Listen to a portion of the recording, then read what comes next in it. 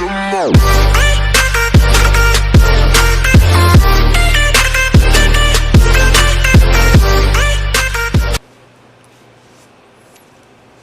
this is Muhammad Anwar and welcome to my channel, Muhammad Anwar Project.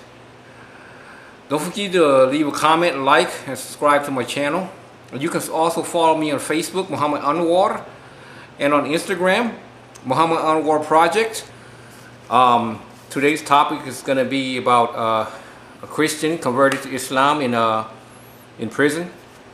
I'm with the brother Javon, and we're going to I'm interviewing him on FaceTime and to touch upon that subject. Assalamu alaikum. Walaikum assalam, rahmatullah. And the first question for you is, brother, is what's your nationality? My national background would be Italian and African American. Oh, okay. And what state you live in? I'm in Nevada, Las Vegas, currently. Okay, and where were you incarcerated at? I was incarcerated at High Desert State Prison and also Southern Desert State Prison. Oh, okay. And how and where did you hear about Islam?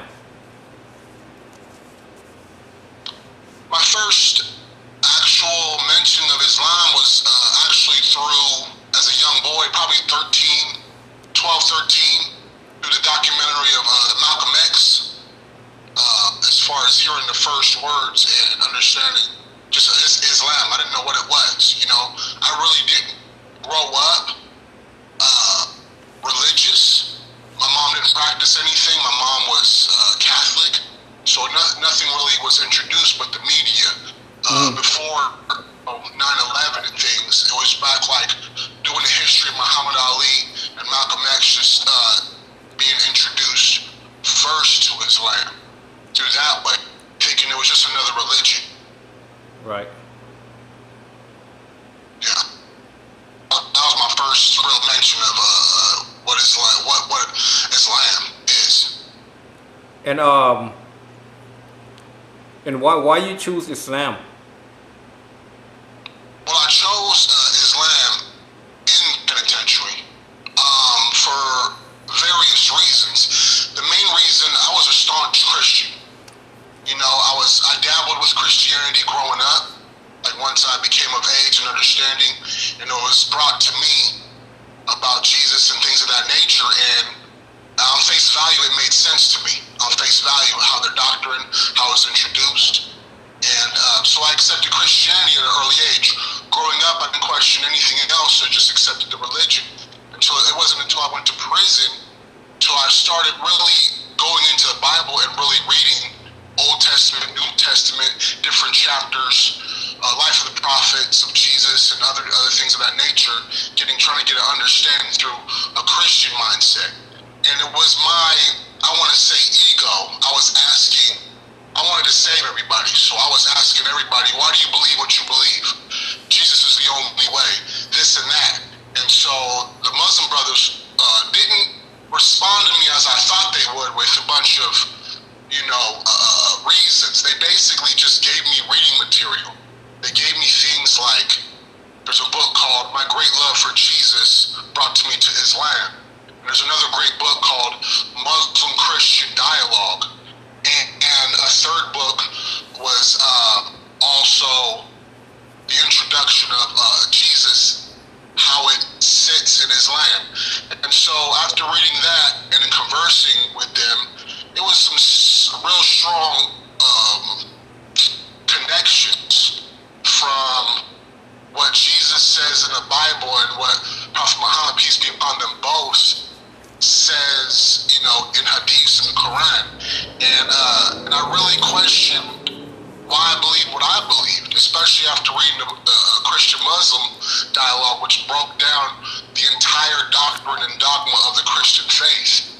And rereading that book and opened my eyes more to what the Bible was, a few chapters of the Bible, and talking to more Muslim brothers and realizing that I wasn't complete and I was kind of missing and lacking something. I I was worshiping something that really wasn't meant to be worshipped. It was over time in the history of that manner of Jesus. And reading the Bibles and the chapters of basically, if he didn't know any better, he would come across Muslim in the sense of he submitted to God. And everything pointed me to Islam based on these books and tenets. And that's why I chose Islam. I almost broke down in tears when I first thought, like, am I really about to become Muslim? Because I thought it was a kind of a betraying of Jesus, but it's actually following the direction he possessed, and that's the real reason. It wasn't anybody pushed on me. I was actually the one asking questions because I thought I had the truth. And when they actually gave me information and I talked to these brothers, they really opened up my eyes to say, wow, I really don't know everything. And this, more than anything that I've seen, is a continuation of Jesus' teachings. And why did you decide to stay in Islam? The reason I stay in it, and inshallah that I would continue until I am called to my deathbed, is because the religion of self, which is basically a definition of reconnection with the Creator, is a complete information system. There's nothing lacking. It brings everything from day to day solutions to the problems that you have today, like how to sleep, how to eat, how to use the toilet, restroom, how to converse with your brothers, believers, non-believers, and just reading from learning about the biography, the little knowledge that I have of the Prophet Muhammad, and how all of his predictions came true, no matter how many people try to discredit the great man, peace be upon him.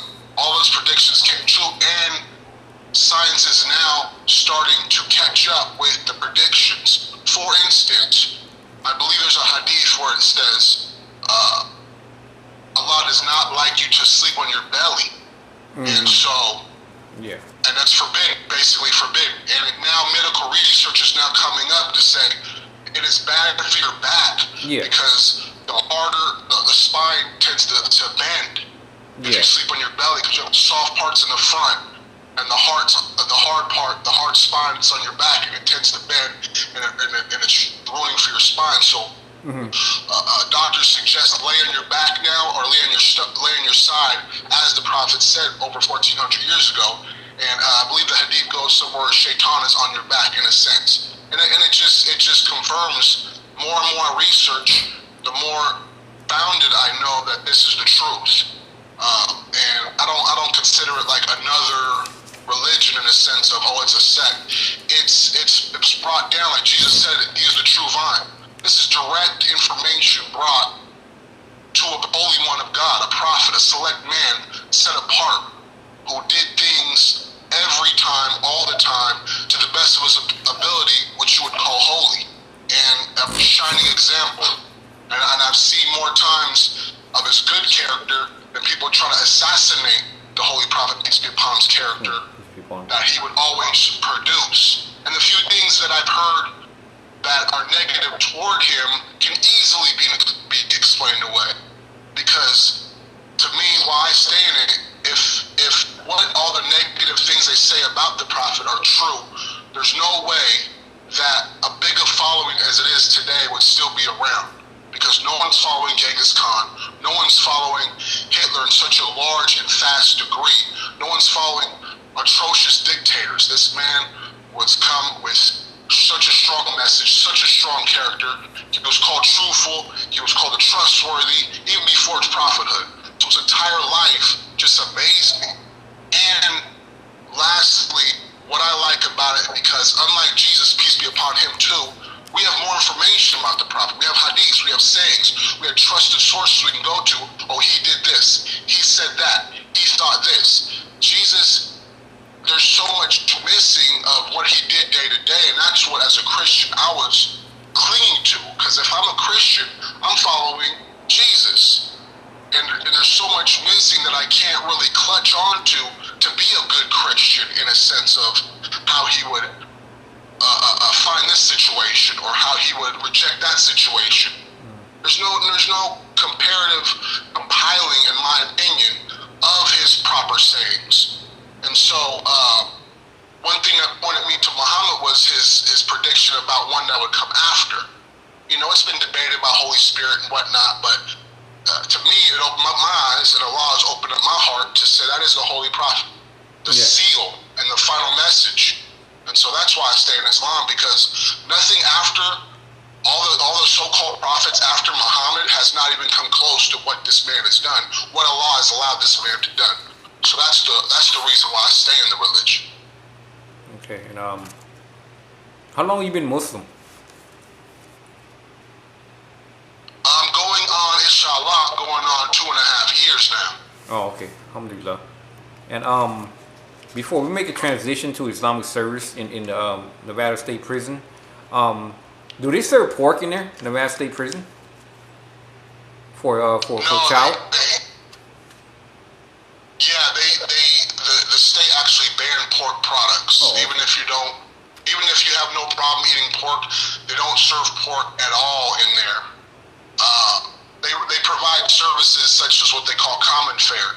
It's like carrots, fruits, right, different grains and things that are it's like a vegetarian meal for special diets. And if you're religious, you don't want to eat the meat, you don't know where it's coming from, you can choose that, and that's also another one. They also have a no meat diet one as well called low sodium, which is basically no meat. So yeah, they don't even in the regular meal they serve no pork at all in the state of Nevada prison. Oh, okay, I'm guessing you have to order from the store or the canteen or the vendor or something if the non-Muslim want pork, right? Absolutely, yeah. You have to go to the store, what they call packages, where you can get like once every 3 months. You can order, shredded pork and all that. That's if you out of your own pocket, right? And your intention is you want pork, you have to go through those means, yes. And as far as the Islamic service in Nevada State Prison, where's it held at? Is it held in the chapel, or where is it held at? Well, it's held when I was there, and I'm pretty sure it's still going on. My experience was it wasn't a chapel among other religious denominations. The difference was with this, every other faith group needed an outside visitor to facilitate this. But unlike Islamic, it was an old lifer who's been down for a while, who's knowledgeable, who actually ran services, who fought for us and did certain things as far as trying to get Ramadan, some people on there, getting the information out, speaking on coupons. There would be an outside facilitator, knowledgeable Aki, come through and speak, but it wasn't necessary to have services through Christian or through Catholic, Buddha, whatever service you need an outside a vendor to come and facilitate it. Otherwise, they wouldn't have that service. I found Islam was the only one you could have in-house, as it were, to facilitate the different days. There was 2 days. One, of course, Juma on Friday. We could facilitate ourselves. And then there was one called Tazleen class, if I remember correctly. It's just a beginner knowledge, just teaching people the beginning stages of Islam. It was considered on paper a Sunni service, but all Muslims were welcome. That's just what they had on paper. Yeah, and right. Some brothers went, some didn't because it said it's Sunni. Others just wanted to go for fellowship or to come through, especially when the Kuba was ran. If you could. So, but they taught just the basis of the religion, the pillars, the articles of faith, things of that nature. Now to go further down into it, that's something different that they didn't really harp too much, because I know there's different, sects in that manner of Islam, but they just taught the basic tenets. Yeah, I was gonna ask you that question next. Actually, what kind of sects they have in there? What I saw and what I asked around, majority was Sunni, and there was a small Shiite, and also I don't know if you consider Sufi or Wahhabism, what they call it, Sunni, but they had those as well, and I forget the other one they had, but that was the majority of them that actually came. Did it have the Nation Islam in there? Oh, absolutely. And forgive me. Yes, they had Nation of Islam. Yes, and they also have the Moorish. Oh, Moorish, yeah, that's like Noble. You know what I'm talking about? That's like founded by Noble Drew Ali, right?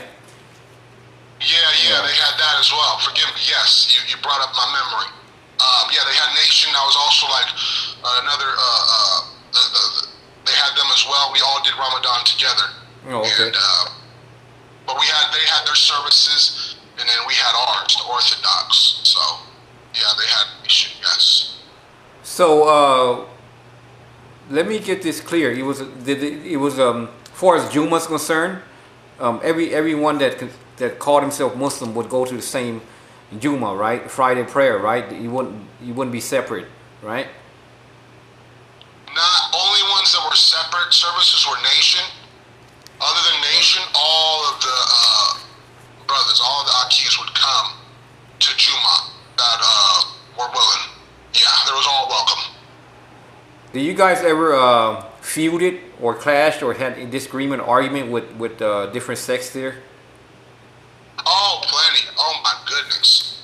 There'd be so many debates and so much material brought, especially because I left in Ramadan last year.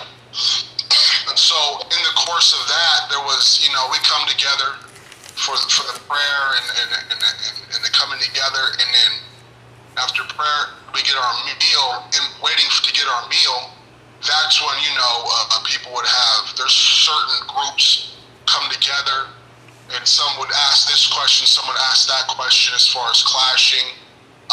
They came to close,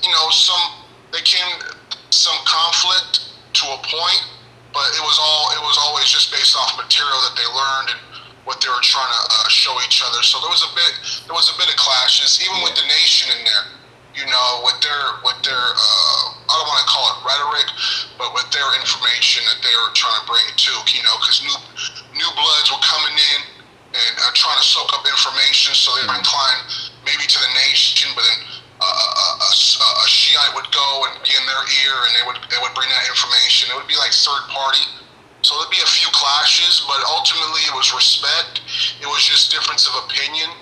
I just found it that me being new in there, I kept a third-party objective to want to get all the information and see what makes sense first. A lot of arguments came to me, and I just sifted through, what I was taught and what I saw to be correct.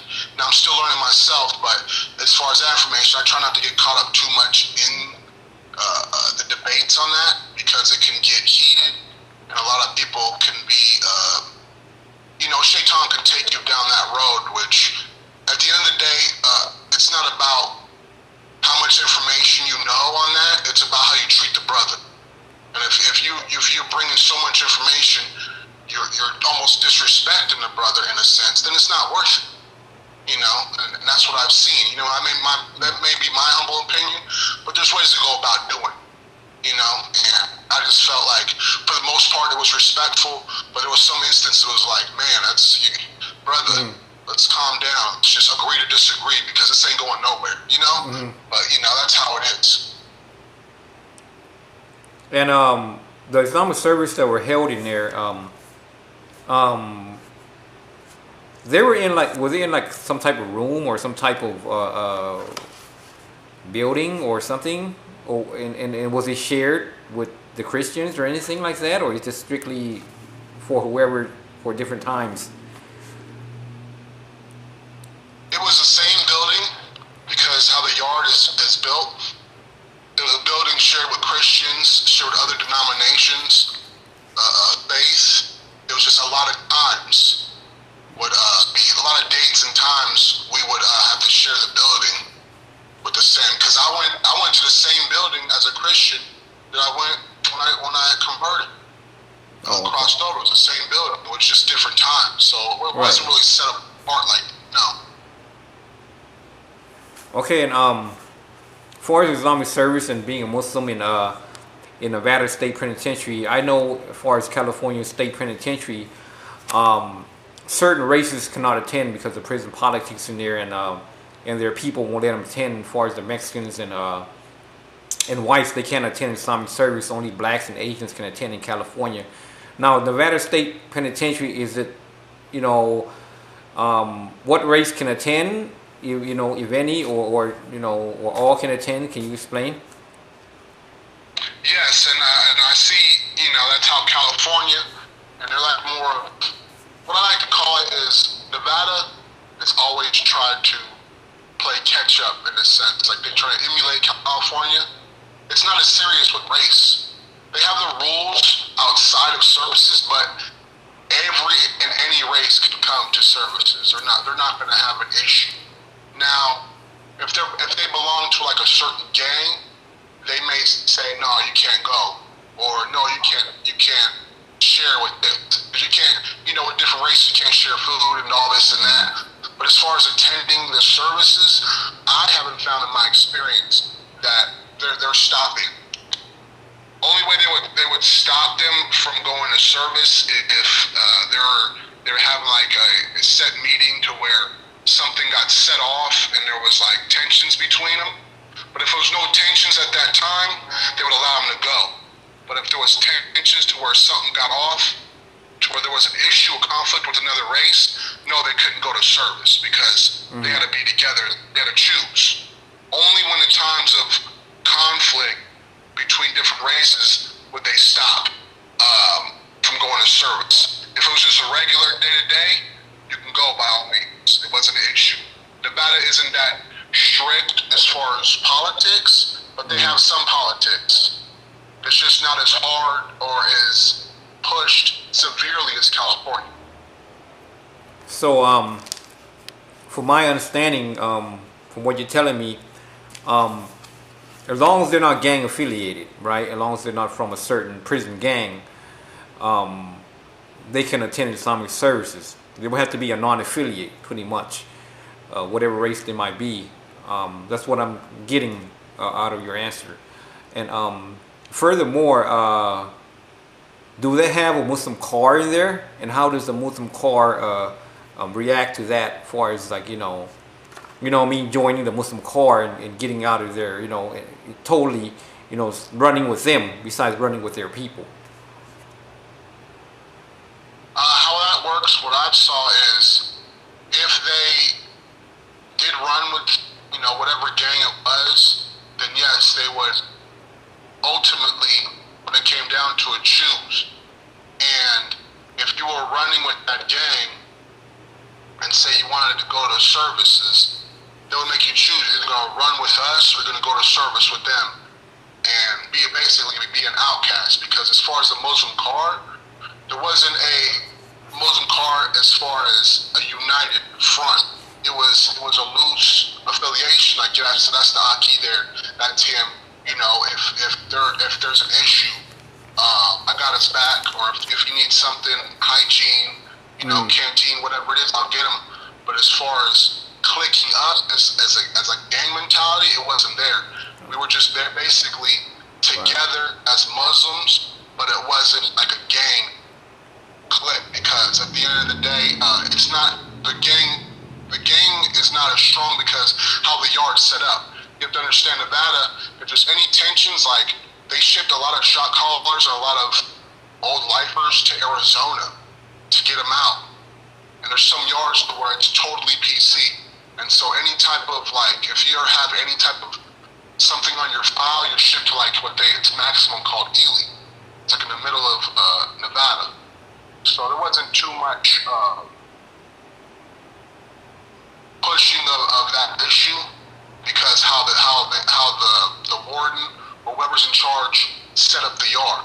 It's always like people with low points, low yard points on there, so it wasn't pushed. And if someone did push it, certain yards, then it'd be so open that someone would go tell, or someone would go up to a CO, and that person would anonymously get removed from either that unit or that yard. So it's a lot different as far as that aspect. It's more it's more open, it's more loosely affiliated than a unity. I found little unity in the Muslims only when it comes to like Ramadan or certain strong, knowledgeable Muslims. It was more of an individualistic, not to talk down about them, but that's the reality of the situation. They were still my brothers and everything, but I found like the gangs had more stronger ties than some Muslims. But that was my perception, and it might not have been the total truth, but that's what I saw in my experience. Okay. I have no more questions, but if you have anything else to add before we close this video, you're free to. Okay, I would just like to end this video by thanking you, Aki, for the opportunity to say my piece and get this information out there, and basically to any Christian or any person wavering, I would ask them just to keep an open mind to the possibility of things might not be always correct in history as far as your information. Always have room to have doubt. In Islam, I believe we call it Allah Anhu, where Allah knows best. We may not know everything, so we can give it up to the one and only Creator. We don't worship the creation. We worship the one Creator. And that's one of the main things what turned me from Christianity. Realizing when I asked the pastor, is it okay to pray to Jesus? He told me yes, because he's God. Nowhere in the Bible will I ever see anybody praying to Jesus. It's only after he left the earth have I found people started worshiping him as a creator. When he even himself many times prays. He's not praying to himself. He's praying to the one and only. That's what I find. There's no passage that for me would support Christianity. And I even hear some Christians say Jesus was a Christian. It's like saying Abraham was a Jew. There's nowhere in the Bible that says these things. These are terms later attributed to him.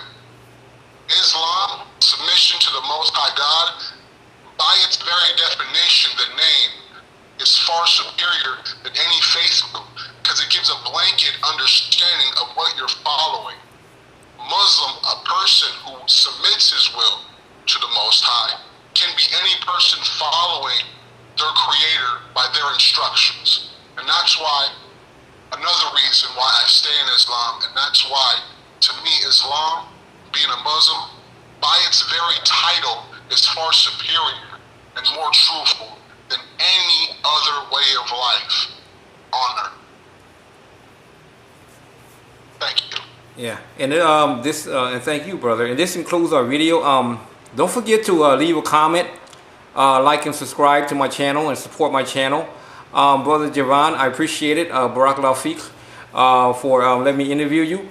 I hope you have the rest of your day. Inshallah, hope you have a good day. And assalamu alaikum. Wa alaikum assalam, Aki. Rahmatullah.